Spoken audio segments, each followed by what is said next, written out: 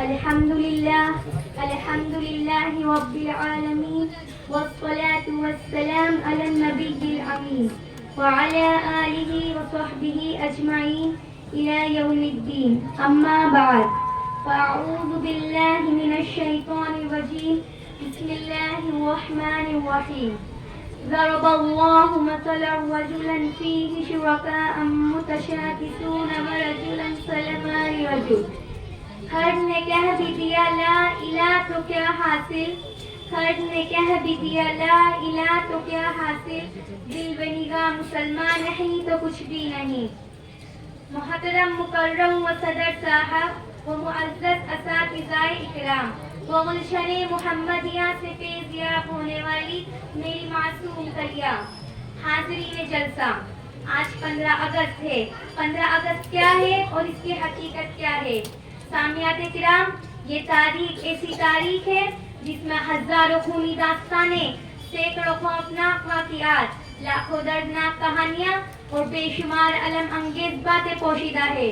ہمارے ملک ہندوستان، جس پر مسلمانوں نے صدیوں حکومت کی، عدل و انصاف کی حکومت، پیار و محبت کی حکومت، الفت و عقیدت کی حکومت، لیکن انصاف کا دامن مسلمانوں کے ہاتھ سے چھوٹ گیا. پیار و محبت کے الفاظ مسلمانوں نے بھلا دیے، الفت و عقیدت کی عداوت و خبث کی پرچھائی آ گئی تو اس ملک میں انگریزوں نے قدم رکھا. پہلے تجارت شروع کی، ایسٹ انڈیا کمپنی کے نام سے ہندوستان میں اپنی اقتصادی حالت خوب مضبوط کی. پھر کیا تھا، پیسے کی ذیل پیل سیاست میں دخیل ہونا آسان ہو گیا. دھیرے دھیرے سیاست میں ایسا دخیل ہوئے کہ حکومت کی کرسی پر بھی قبضہ ہو گیا. اب کیا تھا، ہندوستان کا کوئی شعبہ، کوئی ڈپارٹمنٹ اور کوئی سیاسی و سماجی تنظیم ایسی نہ بچ پائی تھی جس میں انگریز نہ ہو. ہر شعبے، ہر تنظیم، ہر ڈپارٹمنٹ میں اعلیٰ عہدے پر یہ انگریز ہی بیٹھا ملتا تھا. جب سامعات اکرام، سامعات حضرات، جب انگریزوں نے اپنا مکمل تسلط ہندوستان پر جما لیا تو اسے یہ بات سوچی کہ اب سول کوڈ کے طور پر پورے ہندوستان کے ہر شہر، ہر گاؤں اور آبادی میں عیسائیت کا قانون نافذ کیا جائے. کوئی گھرانہ، کوئی گھر، کوئی بچہ ایسا نہ بچے جس کو عیسائیت سے پیار نہ ہو. پورے ہندوستان میں عیسائیت کا پرچم لہرانے، ہر گھر سے عیسیٰ مسیح کی منسوب تعلیم پر عمل کرانے اور ہر خرد و خلاف پر مجبور کرنے کے لیے انگریزوں نے ایڑی چوٹی تک کا زور لگا دیا. انسانیت کا دشمن آزار کے ہے در پر، انسانیت کا دشمن آزار کے ہے در پر، وحشت میں جی رہا ہے ہندی جواں ہمارا. دشوار کر دیا ہے ہندی فضا میں جینا، دشوار کر دیا ہے ہندی فضا میں جینا، ہے زد پہ بجلیوں کے اب آشیا ہمارا. کیسے کہے ہم اس کو سارے جہاں سے اچھا، کیسے کہے ہم اس کو سارے جہاں سے اچھا، صورت بدل دیا ہے یہ رہنما ہمارا. مسلمانوں کو یہ چیز آخر کیسے برداشت ہو سکتی تھی؟ مسلمان تو صرف خدا وحدہ لا شریک کا بندہ ہے. عیسائیوں کے یہاں 3 خدا ہے جسے قرآن کریم نے ثالث ثلثہ کہہ کر بتایا ہے. مسلمان اپنے توحید کے عقیدے کو کیسے چھوڑ سکتا ہے؟ مسلمان ایک خدا کو چھوڑ کر 3 خداؤں کی نازبرداری کیسے کر سکتا ہے؟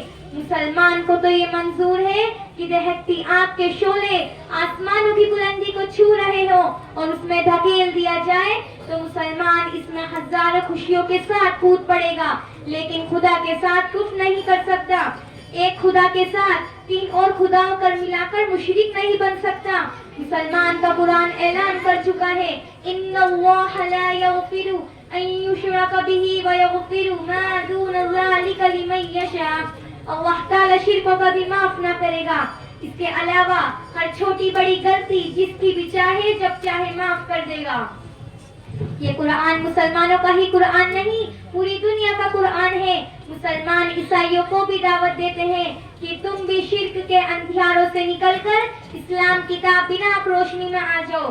قرآن کہتا ہے تعالوا الی کلمۃ سواء بیننا وبینکم الا نعبد الا اللہ ولا نشرک بہ شیئا. ترجمہ، اے یہود و نصارا، تم بھی ایک ایسے کلمے کی طرف آ جاؤ جو تمہاری کتاب میں بھی ہے، ہماری کتاب میں بھی ہے۔ کلمہ توحید اور خدا وحدہ کو ایک ماننے کا عقیدہ بنا لو اور اس کے ساتھ شرک نہ کرو۔ سامعین حضرات، ان حالت و واقعات کو سامنے رکھ کر مسلمانوں کے لیے یہ ایک زبردست چیلنج تھا کہ وہ ہندوستان پر ظالمانہ طور پر قابض انگریز کی دعوت پر لبیک کہیں۔ پورے ہندوستان میں عموماً اور مسلمان ہند میں خصوصاً ایک افراتفری کا ماحول تھا، ایک سراسیم کی قسمہ بندھا تھا۔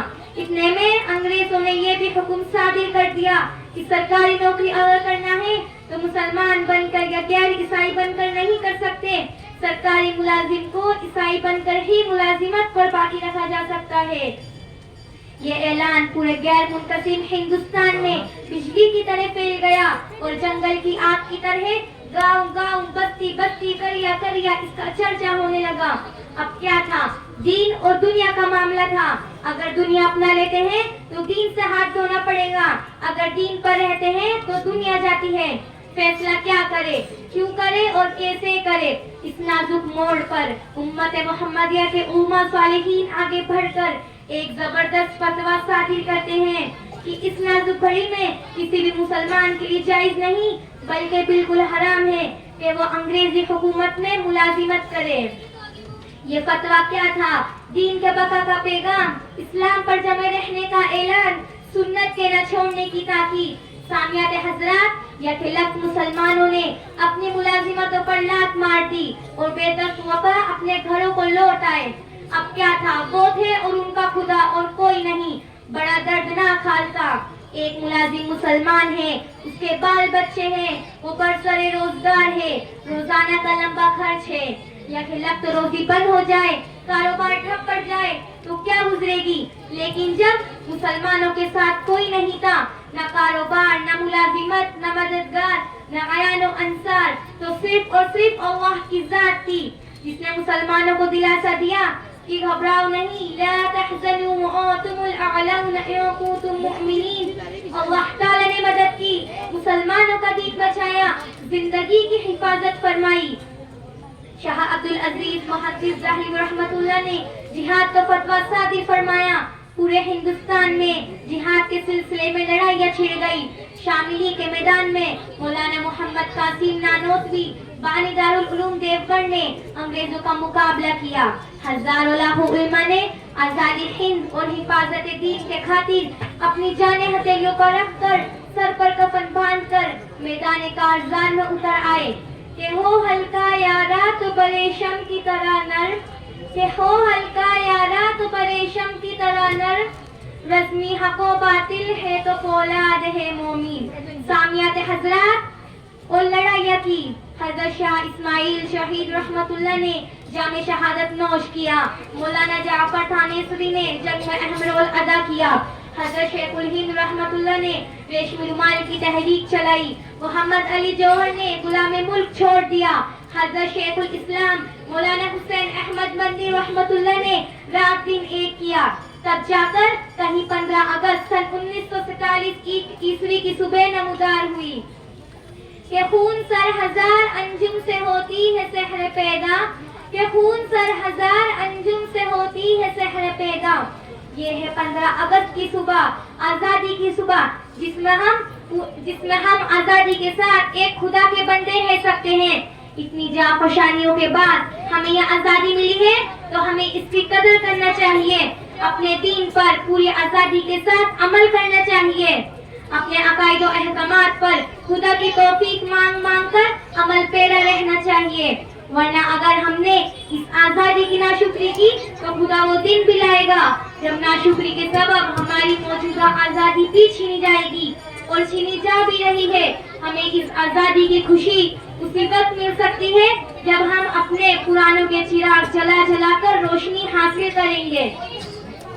جسے فضول سمجھ کر بجھا دیا تو نے، جسے فضول سمجھ کر بجھا دیا تو نے، وہی چراغ جلاؤ تو روشنی ہوگی۔ وآخر دعوانا ان الحمدللہ رب العالمین۔